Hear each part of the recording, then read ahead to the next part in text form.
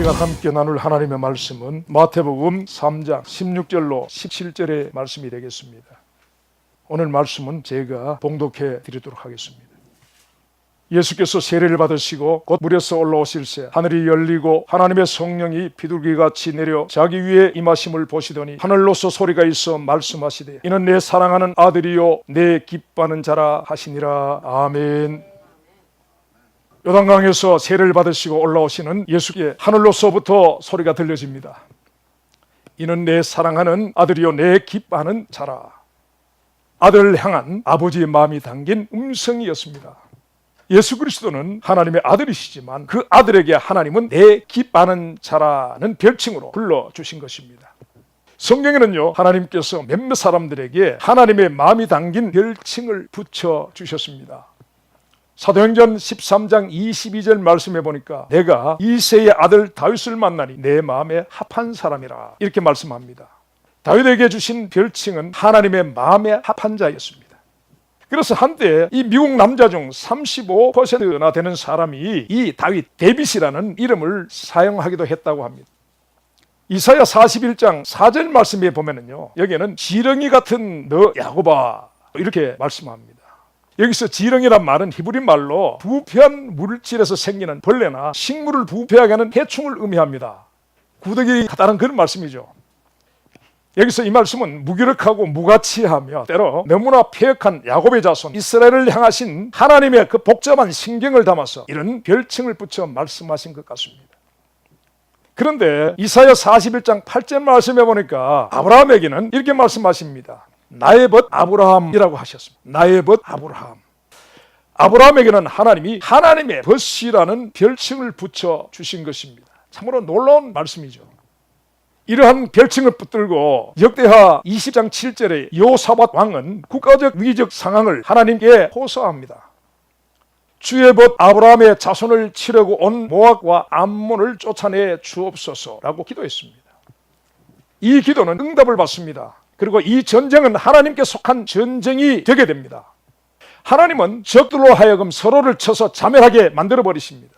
여러분, 이것은 여호사밧 왕의 기도의 능력 때문이 아니라 그것은 하나님이 그의 벗 아브라함에게 하신 언약을 이루시기 위함인 것이었습니다. 창세기 22장 17절 말씀에 내가 내게 큰 복을 주고 내 씨로 크게 성하여 하늘의 별과 같고 바닷가의 고래와 같게 하리니 내 씨가 대적의 문을 얻으리라 말씀하셨습니다. 하나님은 그의 벗에게 하신 약속을 붙잡고 강구하는 여호사밧의 기도에 응답하셔서 그의 벗된 자의 자손들을 지켜주신 것입니다. 여러분 어떻습니까? 하나님의 벗 아브라함이라는 이 별칭이 돼서 여러분 어떻게 생각하십니까? 참으로 놀라운 별칭인 것입니다. 창세리에 그 누가 크고 크신 하나님의 벗이라고 하는 이런 칭함을 받았습니까? 홍수 심판을 피하였던 당시의 의인이요 완전한 자라고 인정되었던 노아도 이런 말씀을 받지 못했습니다. 그리고 이스라엘 백성의 광야 40년을 이끌었던 그리고 하나님께 친히 계명을 받았던 모세도 그리고 믿음의 절기를 지키고 하나님을 경외함으로 사자굴에 던짐을 받았던 다니엘도 이러한 말씀을 받지 못했습니다. 여러분, 하나님은요 우리의 어떤 언어로 표현할 수 없는 크고 크신 거룩한 영광의 하나님이신 것입니다. 계시록 7장 11절 말씀해 보니까 모든 천사가 보좌와 장로들과 내 생물의 주위에 서다가 보좌 앞에 엎드려 얼굴을 대고 하나님께 경배하여 가로되 아멘. 찬송과 영광과 지혜와 감사와 존귀와 능력과 힘이 우리 하나님께 세세토록 있을지로다. 아멘. 이렇게 말했습니다. 저의 무슨 말로 그분을 표현할 수가 없기에 천사들이 이 찬양을 제가 인용하게 됩니다. 여러분, 하나님이 아브라함에게 나의 벗 아브라함이다라고 했다는 이 사실이 그저 놀랄 뿐인 것입니다. 하나님의 손에 지음받은 한 피조물에 불과한 보잘것없는 인생에게 그 크신 하나님이 벗이라 불러주신 것은 하나님께서 저 하늘과 땅을 지으실 때에 아무것도 없는 곳에 있으라 하시고 그것을 있게 하셨던 그 말씀보다 더 놀라운 말씀인 것 같습니다. 그렇다면요, 도대체 아브라함의 그 무엇이 하나님의 벗이 되게 한 것일까요? 혹 아브라함의 믿음 때문이라고 생각하십니까? 물론 그의 믿음은 귀한 것이 분명합니다. 아브라함은 믿음의 조상이요 하나님의 약속을 바랄 수 없는 중에 바라고 믿었기에 하나님은 그의 믿음을 의로 여겨주셨다라고 합니다. 그렇다고 하나님이 이 믿음을 보시고 나의 벗이다 라고 하셨을까요? 만약에 그렇다면 아브라함의 믿음의 자취를 쫓아가는 믿음의 후손들에게도 하나님은 하나님의 벗이라고 하셔야 하지 않겠습니까? 여러분, 이 아브라함은 오늘 말씀에 그리스도를 향하여 내 사랑하는 아들이요 내 기뻐하는 자라고 하신 성부 하나님께로부터 벗이라는 말씀을 받았다는 것입니다. 사람이 가까이 갈 수 없는 영광의 빛 가운데 거하시는 성부 하나님이 아브라함의 믿음 때문에 벗이라고 하신 것이 아니라는 말씀입니다. 분명히 아브라함이 하나님의 벗된 일에는 믿음을 초월한 그 무슨 일이 있었던 것입니다. 여러분, 우리가 잘 아는 것처럼 아브라함은 자식이 없었던 사람이었습니다. 그런 그가 아내의 권유를 받아서 86세에 여종을 취하여서 이스마엘이라는 아들을 얻게 됩니다. 그런데 하나님께로부터 그 아들을 아브라함의 후사라고 인정을 받지 못하였습니다. 그리고 마침내 그가 100세가 되었을 때에 하나님이 주신 약속의 자녀 이삭을 얻게 되게 됩니다. 근데요, 이 이삭을 얻은 기쁨이 가시기도 전에 아브라함은 그의 큰아들 이스마엘을 집에서 쫓아내어야만 했습니다. 자신의 아내 사라와 이스마엘을 낳은 여종 하갈 사이에 갈등이 있었고, 그리고 큰아들 이스마엘과 둘째 아들 이삭 간의 다툼 때문에 아브라함은 자신의 살을 도려내는 결정을 해야만 했습니다. 아브라함에게는 두 아들 모두가 자신의 생명에서 난 자신의 분신들이 아니겠습니까? 그런 이스마엘을 쫓아내어야 하는 아브라함의 마음을 누가 이해할 수 있을까요? 우리가 같은 인생을 살고 인생이 겪는 모든 일을 같이 겪게 되지만 한 가지, 자식을 낳아 길러보지 않는 사람이 절대로 알지 못하는 것이 있습니다. 그것은 자녀를 향한 부모의 마음인 것입니다. 아버지의 마음입니다. 아브라함의 아내 사라에게 여종에게서 난 이스마엘은 자기가 낳은 아들 이삭과 아브라함의 후사를 두고 다투어야 할 경쟁의 대상이었습니다. 그래서 사라는 그런 이스마엘을 집에서 쫓아내기를 요구합니다. 근데 놀랍게도 하나님도 사라의 뜻을 아브라함에게 받아들이라고 말씀하십니다. 이에 대해서 아브라함은 근심이 깊어져 갔다고 합니다. 아브라함에게는 이스마엘도 이삭도 자신의 생명 같은 아들들입니다. 그 아버지는 아들 이스마엘 때문에 근심하게 된 것입니다. 여러분, 이 근심이야말로 생명을 녹이는 근심인 것입니다. 이것이 아버지 아브라함의 마음이었습니다. 하지만 그 근심 끝에 아브라함은 아들 이스마엘과 그 아들을 낳아준 여종 하갈을 집에서 내어보냅니다. 창세기 21장 14절 말씀해 보니까 아브라함은 하갈의 어깨에 떡과 물 한 가죽 부대를 지어서 뜨거운 광야로 내어보냈다고 합니다. 여러분, 아브라함은 거부였습니다. 엄청난 부자였죠. 모든 것이 풍족한 사람입니다. 그런 그가 이 모자에게 한 모습은 참으로 이해하기가 어렵습니다. 아브라함에게는 318명이라는 전쟁을 치른 가병을 거느린 강력한 사람인데, 그런 그가 메마르고 험한 광야로 사람 하나 붙여주지 않고 쫓아내듯이 두 모자만 내어보낼 수가 있을까라는 생각을 하게 된 것입니다. 그는 뼈를 녹이는 근심을 했다고 했는데, 그런 그가 그의 아들에게 어떻게 이럴 수가 있는 것일까라는 생각이 들지 않습니까? 여러분, 참으로 냉정하다 못해 비정하다라는 생각을 하게 됩니다. 근데 여러분, 이 일은 역설적으로 뼈를 녹이는 근심 끝에 드러낸 아브라함의 참담한 마음의 표현이라고 할 수 있습니다. 그것은 냉정으로 가린 애절함의 표현이라고 할 수 있습니다. 그것은요, 자신의 살점을 도려내는 아픔보다 더한 아픔을 표현한 것이라고 할 수 있는 것입니다. 그는 비록 아들을 광야로 몰아내었지만 그 아들과 뗄 수 없는 아버지 아브라함의 아픈 마음은 그 아들과 함께하고 있는 것입니다. 그런데 이런 아브라함의 아픔이 채 가시기도 전에 하나님은요, 아브라함에게 또 하나의 지시를 내리십니다.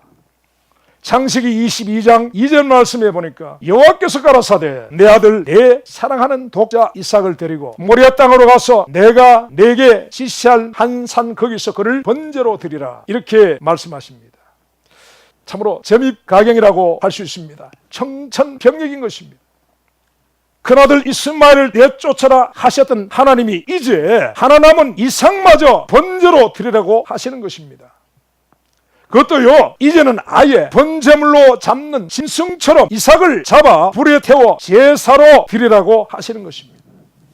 여러분, 어떻습니까? 이쯤 되면은 보통 사람들은 하나님 앞에 숨겨놓았던 자신의 상처와 본성을 드러내게 될 것입니다. 큰아들을 쫓아내는 것은 그래도 이해는 하지만 이제 하나 남은 이 아들마저 죽여서 제사를 드리라고요. 아무리 하나님이시지만 이건 너무 심한 것 아닙니까? 라고 우리는 그렇게 항변할 것입니다. 우리는 분명히 그래야 할 것입니다.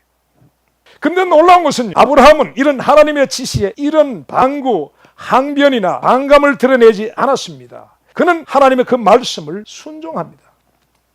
참으로 기가 막히는 명령을 내리시는 하나님이나 그 명령에 어떠한 이 제기도 없이 순종하는 아브라함, 참으로 그 하나님의 그 종인 것입니다. 성경에 보면 아브라함은 아침 일찍 일어나 그의 독자의 손을 잡고 묵묵히 살길을 걸어 모리아 땅 지시하시는 한 산에 올라갔습니다. 그 아들에게는 나무단을 지우고 자신은 그 아들을 잡을 칼과 불태울 횃불을 들고 산에 올라갔습니다. 하지만 여러분 어땠을까요? 말은 하지 않았지만 아들을 제물로 바쳐야 하는 아버지 아브라함의 마음은 어땠을까요?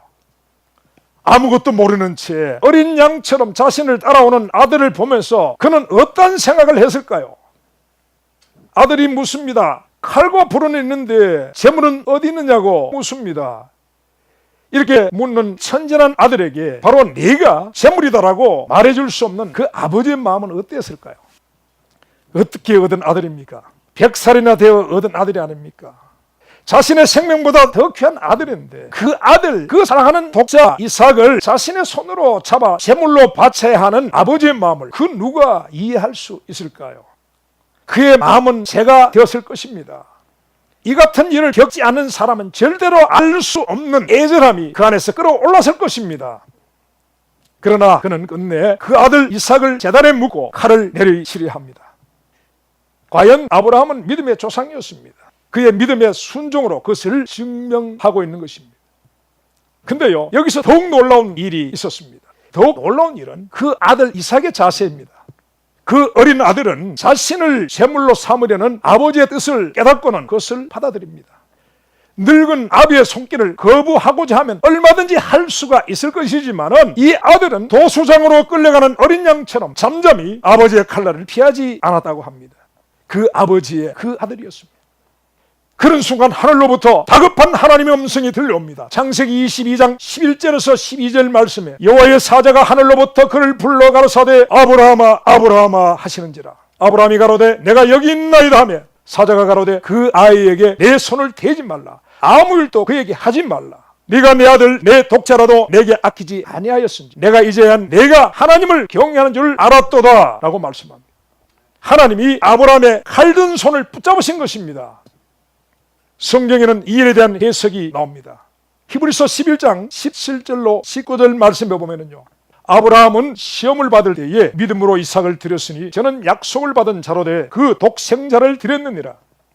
제게 이미 말씀하시기를 내 자손이라 칭할 자는 이삭으로 말미암음이라 하셨은즉 제가 하나님이 능히 죽은 자 가운데서 다시 살리실 줄로 생각한지라. 비유컨대 죽은 자 가운데서 도로받은 것이니라.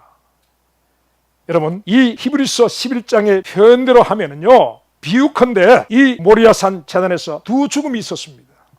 제물로 바쳐진 이삭이 비유컨대 죽었고요, 그리고 또 한 사람 아들에게 칼을 내리치는 아버지 아브라함의 마음이 비유컨대 그곳에서 죽었습니다.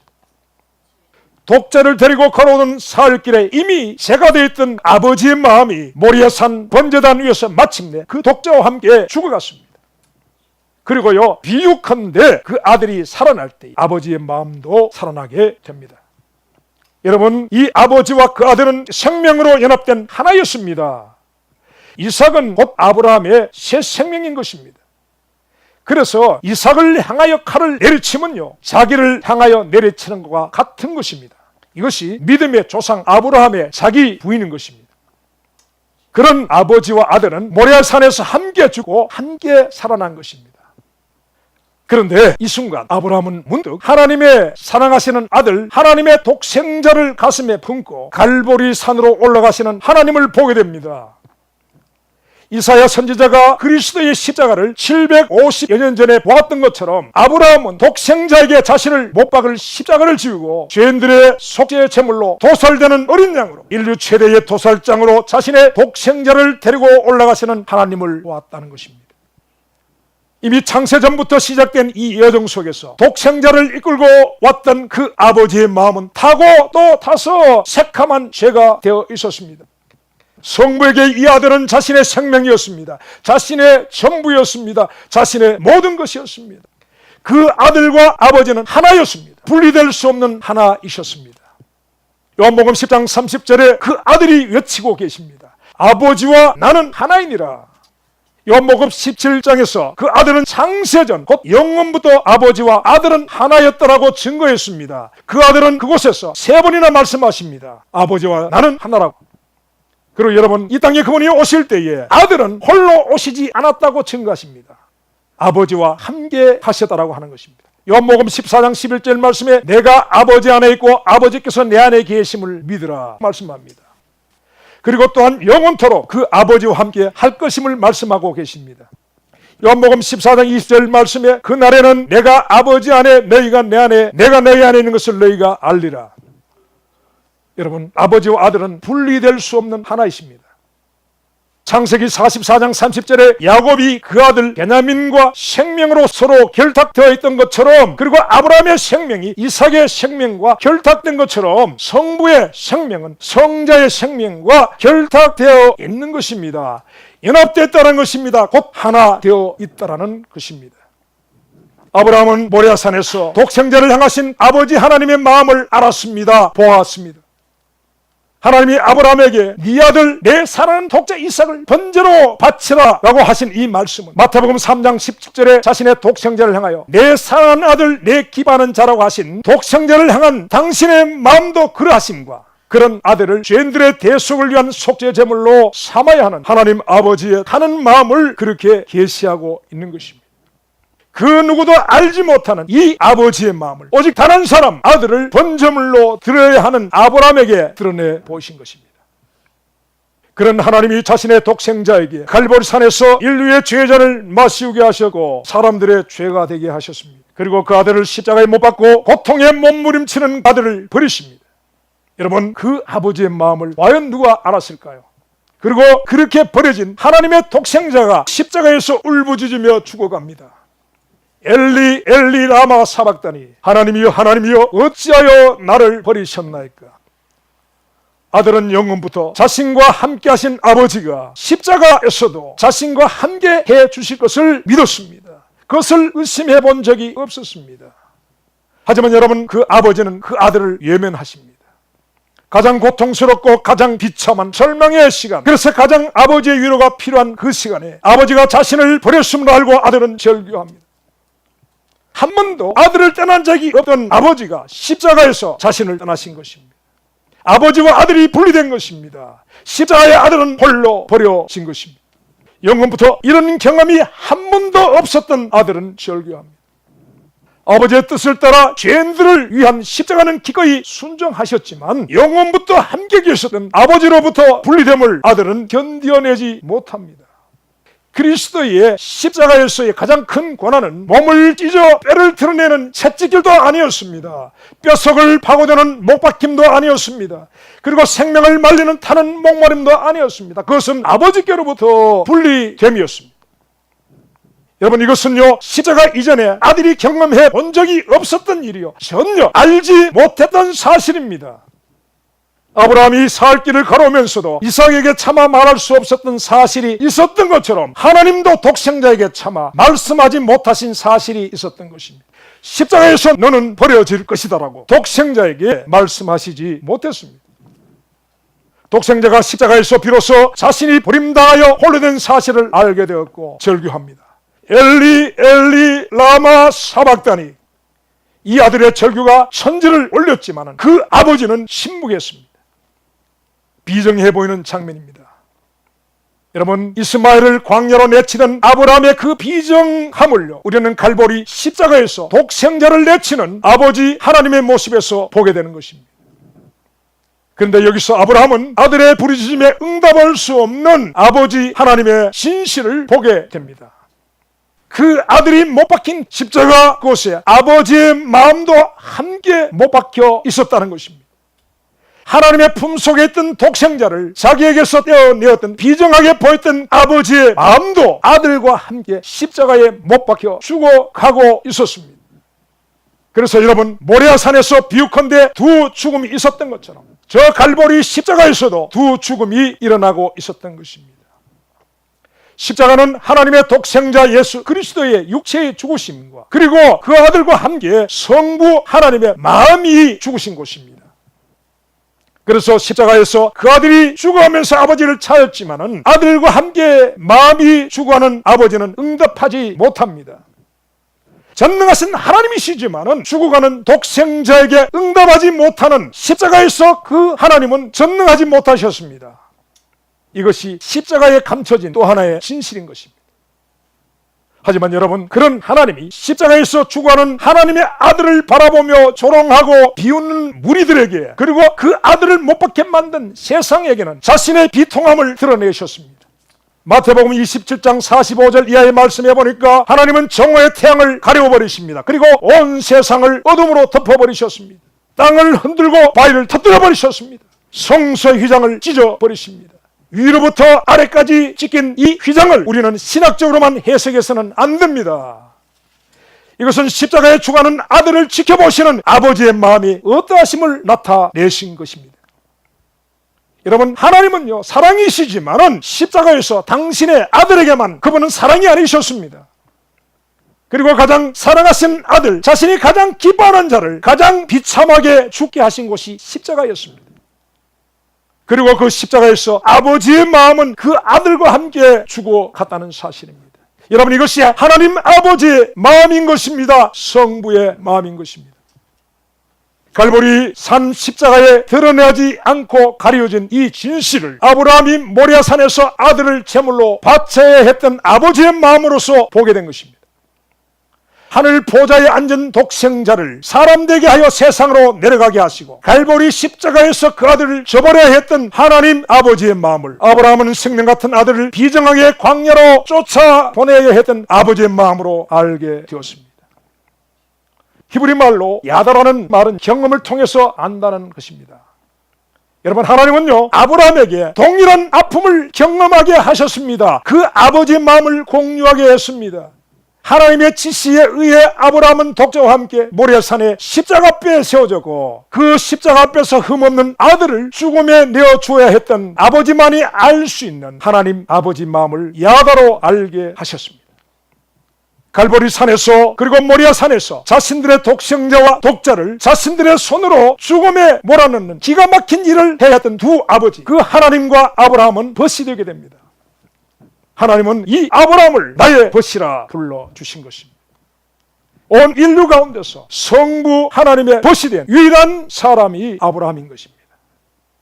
여러분, 이 십자가에 달리신 하나님의 독생자 예수 그리스도는 하나님이 인생들에게 주신 하나님의 전부요 최고입니다. 더 이상 주실 수 있는 넓이도 없고 길이도 없고 높이도 없고 더 이상의 깊이도 없습니다. 전능하신 하나님이 더 이상 주실 수 없는 한계가 십자가인 것을 믿으시기 바랍니다.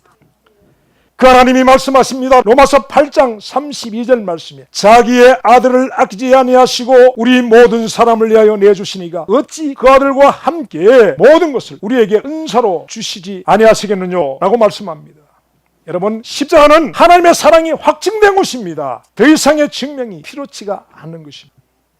그렇다면 사랑하는 여러분, 우리는 이 십자가 앞에서 하나님이 이처럼 나를 사랑하신다라고 우리가 자긍해도 되는 것일까요? 나는 사랑받기 위해 태어나고 그 사랑을 받을 만한 자격이 있어서 십자가의 사랑을 받는 것처럼 자만할 수가 있는 것일까요? 이미 십자가로 내 죄값이 다 지불되었기 때문에 나는 자유하고 그래서 구원의 걱정이 없이 이제 이 땅에서 누리기만 하면 된다라고 할 수 있는 것일까요? 십자가로 우리에게 주신 그 자유를 육신의 방종을 행하는 기회로 삼는 것이 가한 것일까요? 빌립보서 3장 18절에서 19절 말씀에 내가 여러 번 너에게 말하였거니와 이제도 눈물을 흘리며 말하노니 여러 사람들이 그리스도의 십자가의 원수로 행하느니라. 저의 마침은 멸망이요 저의 신은 대요 그 영광은 저의 부끄러움에 있고 땅의 일을 생각하는 자라 라고 말씀하고 있습니다. 십자가에 나타내신 하나님의 은혜를 자신들의 배를 채우려고 이용하는 자들과 십자가의 구속으로 주신 사유를 육체의 기회로 삼아 방종에 빠지는 자들은 십자가에 원수된 자들이라고 합니다. 아들을 십자가에 못 박은 하나님 아버지의 마음을 짓밟는 자들인 것입니다. 여러분, 구원받지 못합니다. 로마서 8장 13절 말씀에 너희가 육신대로 살면 반드시 죽을 것이라고 말씀하고 있습니다. 그 마지막은 멸망이라고 하시는 것입니다. 여러분, 한 번 구원은 영원한 것이 아닙니다. 우리가 어떻게 사느냐에 따라서 우리의 구원은 잃어볼 수도 있는 것입니다. 이 시대의 기독교인들이 너무나 싫어하는 말이지만 성경이 말씀하시는 것은 분명한 사실입니다. 여러분, 이것이 진리입니다. 여러분, 우리는 십자가 앞에서 아들이라도 심판하시는 하나님의 의를 인하여 두렵고 떨어야 합니다. 하나님의 아들을 못 받게 만든 나의 허물과 죄를 인하여 애통해야 합니다. 그리고 십자가 앞에서 그 아들을 주신 하나님의 마음을 알아야 합니다. 우리는 그곳에서 십자가에 못 박히신 그리스도의 죽음과 연합되어서 나를 장사해야 합니다. 그럴 때 독생자와 함께 그곳에 못 박히셨던 아버지 하나님의 마음과도 연합이 되게 되는 것입니다. 여러분, 십자가 앞은 우리가 누리고 즐기고 뛰어노는 장소가 아니라 우리가 회개하며 그리스도와 함께 죽는 장소인 것입니다. 이곳에 하나님 아버지의 마음이 있는 것입니다. 아브라함이 그곳에서 하나님의 마음을 만나 벗이 된 것처럼 저와 여러분, 우리 모두도 그곳에서 독생자를 주신 하나님의 마음을 만나 하나님의 마음을 헤아릴 수 있는 자들이 되어야 할 것입니다. 기도하시겠습니다. 주님, 젖먹는 어린 것이 그 어미의 마음을 헤아리지 못한 것 같이 아버지의 마음을 헤아리지 못하는 젖먹는 가운데 있는 우리의 모습은 아닌지요. 십자가의 아버지의 마음을 아는 장성한 믿음 가운데 설 수 있는 우리 모두가 되게 하여 주옵소서. 예수님의 이름으로 기도합나이다. 아멘.